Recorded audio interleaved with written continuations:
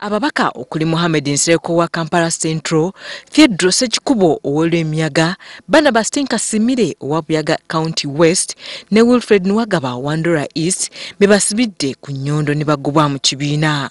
Mu lukungaana lwa nnamawulire oluyitiddwa Ssaabawandiisi w'ekibiina kya NRM John Patrick Amama Mbabazi nga lutudde ku kitebe ekikulu eky'ekibiina, bano babalangiriridde nga bwe babagobye. Jo akakiiko ako katudde ne kakiriza recommendations ez'akakiiko ka discipline ne basalawo nti babagobe. Jo Ssemadidi Kyamadidi ye teyagobebwa naye basazeewo nti suspension.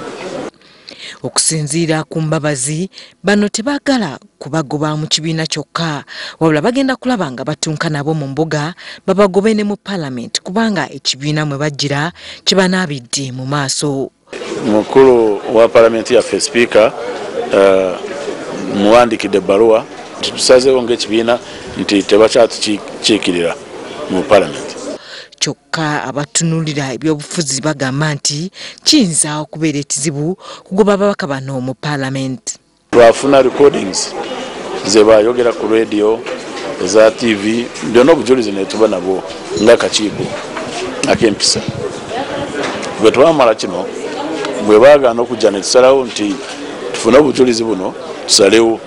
Kino ekibagobezzaako kusiwuka empisa olwo munnaabwe Vincent Kyamadidi akiikira abantu b'e Rwampara ye bamuyimirizza okumala emyezi 3 nga beetegereza empisa ze.